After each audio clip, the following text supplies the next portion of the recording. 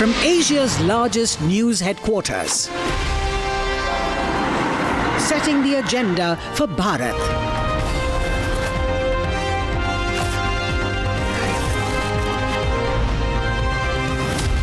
You're watching Republic.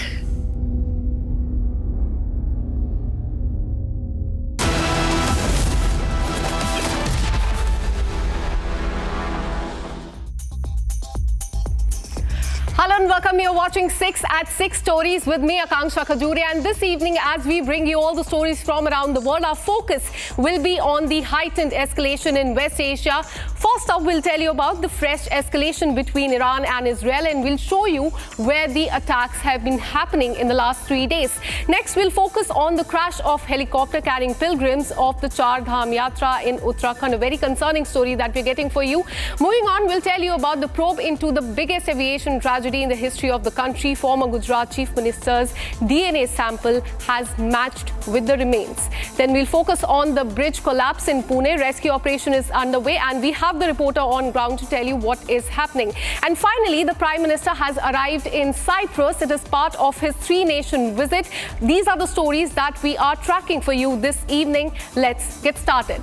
The first story that we're tracking is from Israel and Iran. In fact, the two countries exchanged fresh attacks today, with the Israeli Defense Forces claiming an extensive series of strikes on the headquarters of the Iranian Defense Ministry and a nuclear project. Israel struck 2 major energy facilities in Tehran in Iran, including its main gas depot and the central oil refinery. Iran, in fact, has hit back. At least 6 people have been killed and dozens wounded when a blast heavily damaged a building in Bat Yam, that is a city just south of Tel Aviv in Israel. Let me show you the visuals of the attack and the counter-attack, in fact, that have been happening in the last few days.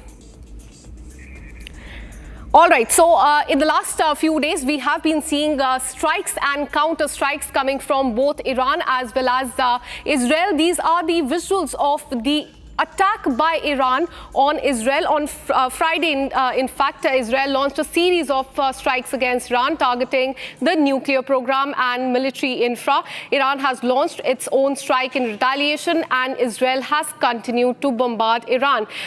In fact, late on Saturday night, Israel struck 2 major energy facilities in Tehran, including its main gas depot and central oil refinery. Israel's targeting of the critical energy infra is, in fact, it is a significant escalation in the military campaign against Iran. Many of these Iran strikes have been intercepted by Israeli missile defense system, but not all. In fact, overnight on Saturday, it was the deadliest night in Israel since Israel launched its surprise attack on Iran on Friday. At least 10 people, is what we are learning, are known to have been killed during multiple Iranian missile barrage. Overnight, 3 people have lost their life. All of them are, in fact, civilians. Let me show you the map. In fact, West Asia is on the edge again. Let me show you, explain this entire situation to you through the map. This is the map of Iran, where Israel has been, in fact, attacking several places in the last 3 days. Let me take you through one by one. First is Tabriz. This is where explosion was heard near the nuclear research center. Moving on, this is Tehran. In fact, 2 major energy facilities were struck by Israel in the last 3 days. And this is a very important place. This is Natanz. This is Iran's main nuclear facilities. So in the last 3 days, Israel has attacked nuclear facilities, targeted their military leaders. Now let's focus on where Iran hit Israel. I would request my team to show us the second map, and that is of Israel as far as the attack is concerned. Now, as far as Israel is concerned, there have been attacks on firstly, the Kriya. There, the missile struck Israeli Defense Forces headquarters. And we also have details about, in fact, a strike that took place last night, in which a building was hit and many people have lost their lives. All right, so West Asia is on the edge, and we've been showing you visuals of Israel and Iran on here on the map. Escalation has been going on in the last few days. In fact, there were to be talk between US and Iran, nuclear talks today, which have been cancelled after Iran said that the talks with US in fact are completely meaningless to them. We have seen reaction coming in from Donald Trump as well, and he has said that US has nothing to do with the attacks. Let me go across to Jitendra Oja, who continues, who in fact joins us on Republic. Thank you so much for speaking to Republic TV. We've been witnessing escalation between Iran and Israel from the past 3 days. Israel has hit an oil depot. On the other hand, Iran has also hit back at Israel. And in fact, what we're learning is that 10 people have lost their life. How would you assess this situation, sir? Israel has made a multi-pronged attack, and its objective is not only to militarily incapacitate Iran, but it is also seeking to change a regime, Israel has shown, a remarkable courage, one can say, to launch these preemptive strikes. They have managed to integrate intelligence with the defense attacks, and intelligence is not only making good assessment of what is going to be likely response of Iranians. They have not only anticipated Iranian moves, but they've also integrated their weapon system. They have been operating inside Iran, created, a lot of assets and small time, you can say, war-making capacities. This Iranian military chief has been saying they are absolutely safe and they can attack Israel and next day they are dead. So Israel has also been very careful not to attack civilian targets. So fact is that, Israeli intelligence establishment has been anticipating for a long time that if Iran is able to develop its nuclear capacities or the kind of infrastructure Iran had created through its multiple proxies, these constituted existential threat to Israel. But it definitely required Israeli Prime Minister to take this kind of decision that he will go for this preemptive attack and virtually, one can say, to some extent, numb Iran through these attacks. But Iran is a very powerful country. All said and done, many consider Iran as regional superpower in West Asia, stronger than even Saudi Arabia in certain areas. So this is not going to be very easy. But yes, out of many of their missile launch facilities also, Israel has, one can say, paralyzed to some extent. Yes, yet Iran has more than 3,000 missiles it is expected, including some hypersonic weapon system, which it has developed in collaboration with North Korea. So this we have to watch for some time, but their top military leadership is gone, almost gone. And still it is not clear what kind of targets Iran is hitting. It is difficult to say at this point of time. All missiles will not be intercepted in Israel. We have to be very aware of it. Yet Iran will be able to inflict significant damages, but yet Iranian response is not as measured, not as precise as I can say Israeli this thing. And in larger this thing, one has to be, as you mentioned, that without American concurrence, this is not possible. Even though America is denying, people say that even Saudi Arabia, to some extent, would be having some degree of concurrence. Any change in power equation would go to the advantage of Saudi Arabia. So this will have long-term implications, but next few days are going to be very critical if Israel succeeds in its larger objective of regime change in Iran. Absolutely. It remains to be seen how this entire situation pans out in the coming days. Thank you so much for speaking to Republic TV. Now we're shifting our focus to the state of Uttarakhand. 7 people died after a helicopter carrying pilgrims of Char Dham Yatra from Kedarnath crashed near Rudraprayag in Gaurikund today. Now those who lost their lives have been identified as Captain Rajbir Singh Chauhan from Jaipur. He was the pilot of this helicopter. Vikram Rawat from Ukhi Mat in Uttarakhand, Vinod Devi, Trishiti Singh from Uttar Pradesh, Rajkumar Suresh Jaiswal, Shraddha Rajkumar Jaiswal and 2-year-old Kashi from Maharashtra. In fact, the Uttarakhand government has suspended the helicopter services on the Char Dham Yatra route for the next 2 days and ordered a high-level probe into this accident. But very important to mention here that this is not the first time that such an accident has happened in Uttarakhand. On June 7th, last week, 6 people, including the pilot, had had a narrow escape when a helicopter on its way to Kedarnath made an emergency landing on the highway in Rudraprayag district, where this incident in fact happened.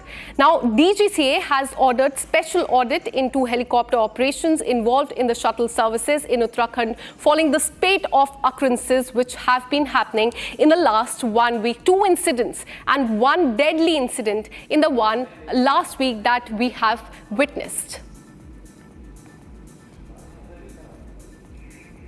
All right, so this is situation as far as Uttarakhand is concerned. As I told you, on June 7th, there was an incident in which there was an emergency landing, but very tragically today, 7 people lost their life after a helicopter crashed while pilgrims were on the Char Dham Yatra.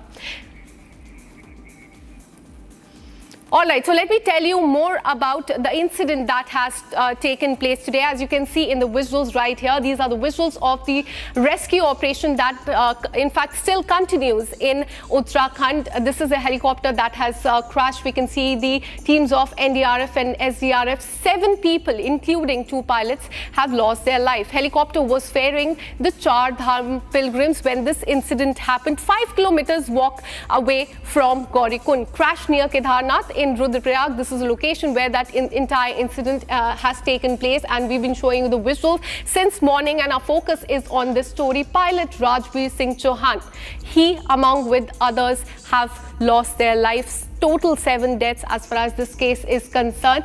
Victims from Uttar Pradesh, Uttarakhand and Maharashtra, and 2 small children have also lost their life. Uttarakhand government has ordered a high-level probe in this case.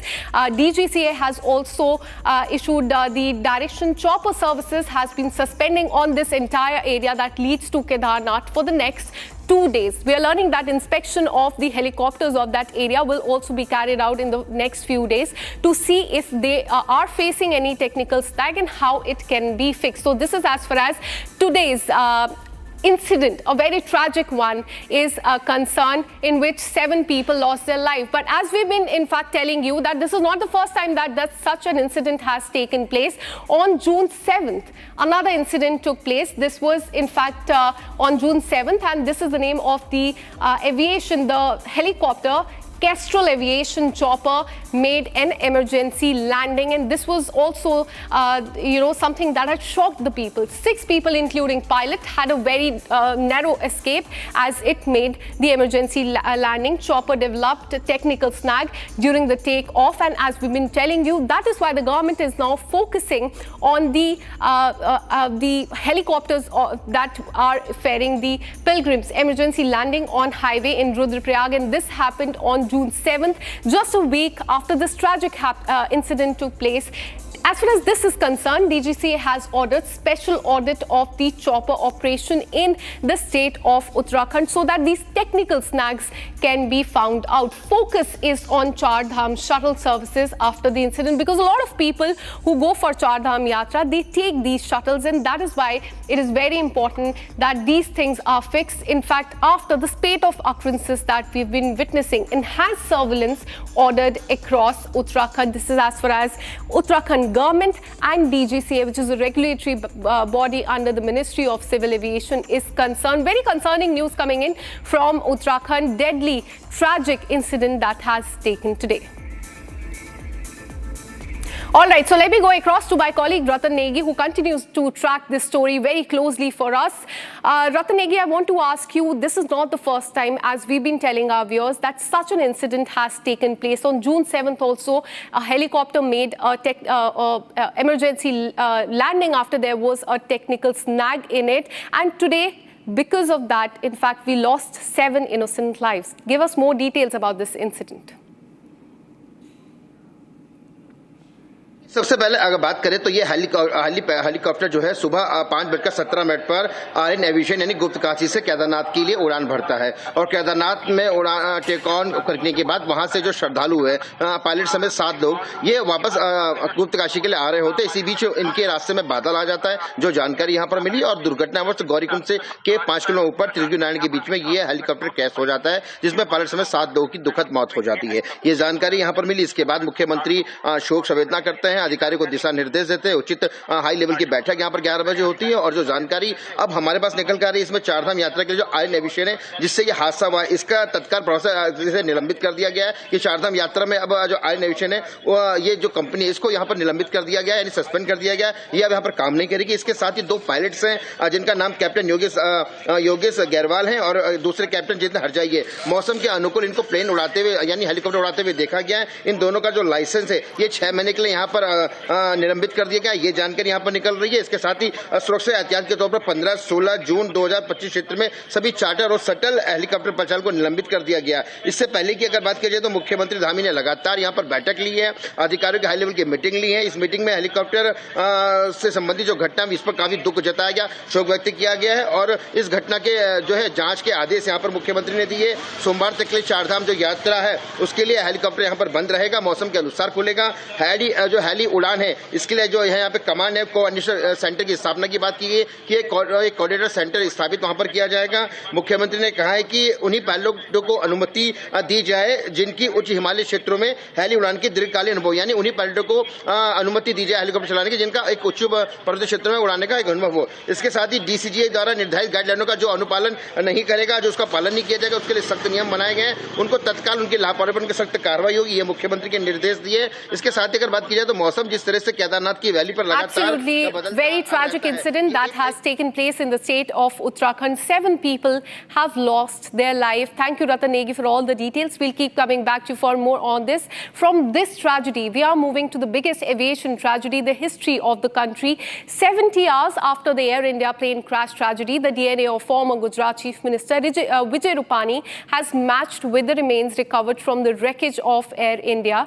Now, 32 other DNA samples have also matched. While many more families await the mortal remains of their family members, the investigation is picking up pace. Akhil joins us live from Ahmedabad to get us more on the crash tragedy. Akhil, I want to come to you and try to understand from you as far as the investigation in this case is concerned, because on one hand DNA samples of several people have matched, but tell us about where the investigation has reached now and what is happening there on the spot.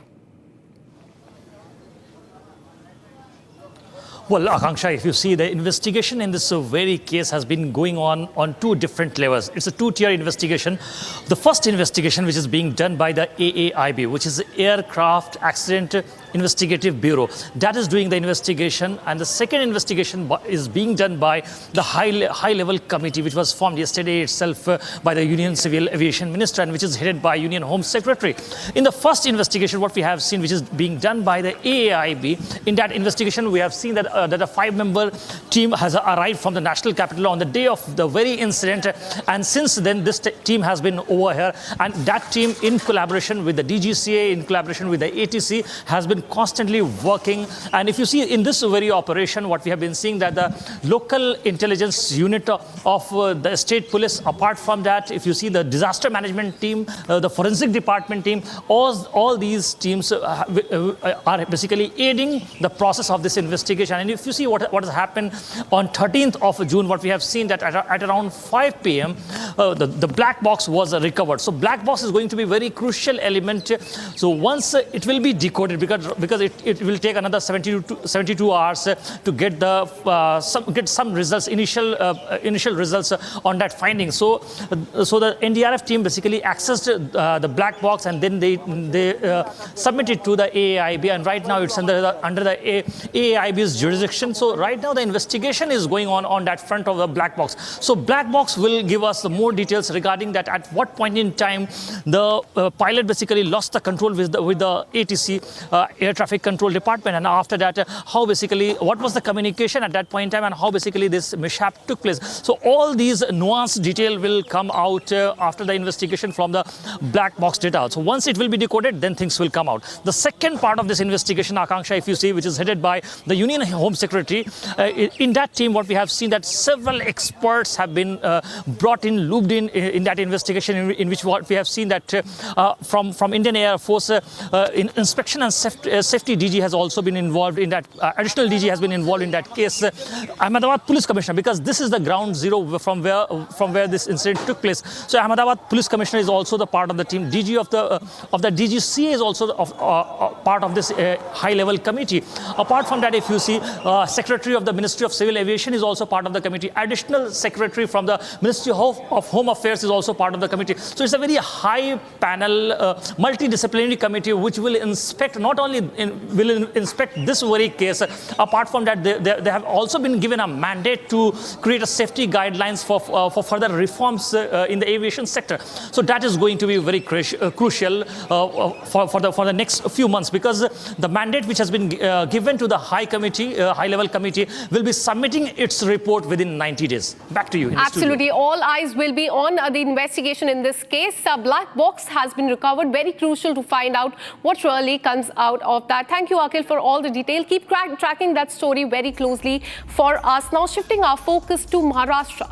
2 tourists have died and several others are feared to have drowned after a bridge built over the Indrani River in Pune has collapsed, and that happened today at around 2 o'clock is what we're learning. This was reported from Kundamala, a popular tourist destination that sees high footfall during monsoon. Scores of tourists were there on the bridge at a time when this collapse took place. They fell into the swollen river is what we're learning. Police and disaster relief workers, including NDRF, which is National Disaster Response Force, they reached the spot and the rescue work has started. 6 people have been rescued so far. 2 people have lost their life.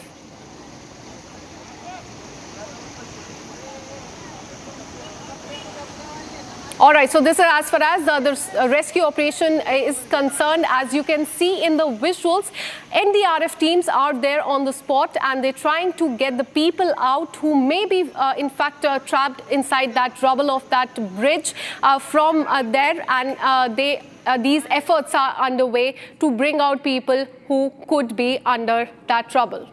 Now, shifting our focus, Prime Minister Narendra Modi has in fact, before we get to that story, let me go across to my colleague Sandeep, who joins us live on the broadcast with more details. Sandeep, what are we learning about this rescue operation? Because as you've been reporting, 6 to 7 people have been rescued, but there is a possibility that there are few people who could be trapped under the rubble. Give us more details.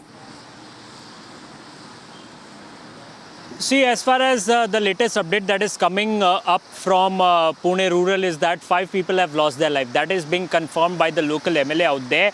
The local MLA has confirmed with the fact that due to this very tragic incident, 5 people have lost their life. In fact, that bridge was in a dilapidated condition, and in fact, it was 100 years old bridge, and despite that, there were people who went up on the bridge with their 2-wheelers. That is what also being said by the locals and the local authorities out there. Also, there was a notice that was in fact put up by the local authorities to not to go up on the bridge.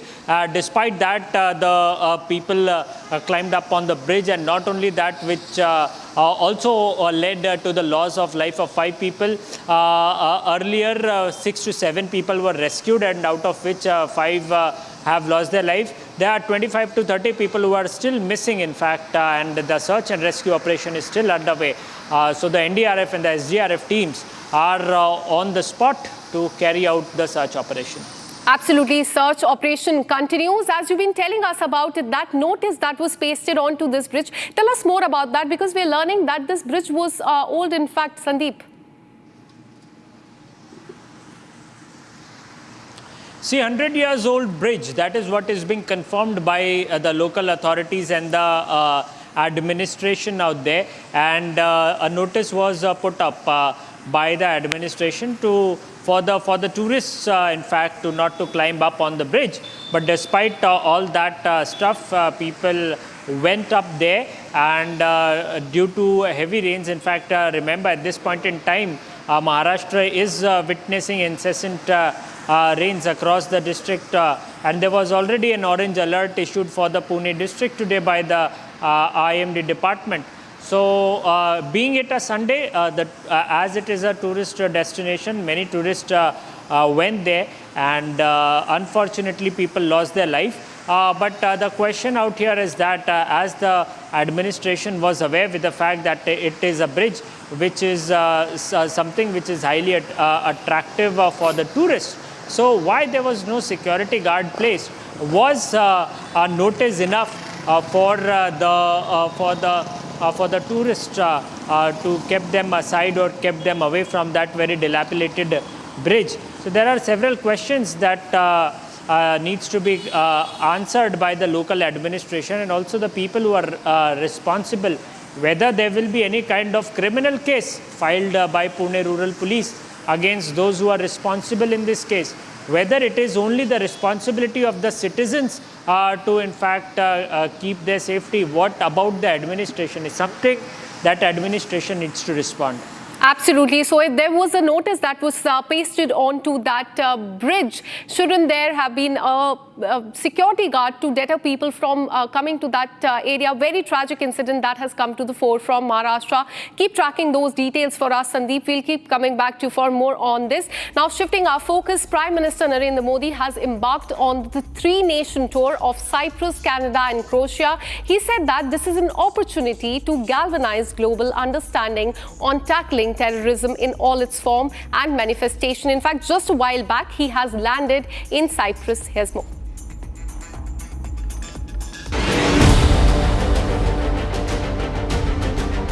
Prime Minister Narendra Modi on Sunday embarked on a significant three-nation tour with scheduled visits to the Republic of Cyprus, Canada and Croatia. This diplomatic journey aims to bolster India's international relations and explore new avenues for cooperation across various sectors. The first stop of Prime Minister Modi's itinerary is the Republic of Cyprus, where he will engage in discussions with President Nikos Christodoulidis. The visit comes on the backdrop of long-standing friendship between India and Cyprus. Following his visit to Cyprus, the Prime Minister will move to Kananaskis in Canada to participate in the G7 summit, where he is invited by the Canadian Prime Minister Mark Carney. The Indian diaspora extended a warm welcome to the Prime Minister, expressing a hope for fresh start in rebuilding India. India's growing global influence is clear, as highlighted by former Deputy National Security Advisor Pankaj Saran, who explains why India's presence at G7 is essential despite diplomatic challenges. The Prime Minister will join global leaders in addressing pressing international issues with major focus on the Global South. The final leg of the tour will take Prime Minister Modi to Croatia. The visit aims to strengthen ties between the two nations. The three-nation tour marks the first foreign visit of Prime Minister Modi since India's Operation Sindoor. This is all we could pack for you in this bulletin. We'll be back tomorrow with more stories at 6 at 6. Keep watching Republic TV.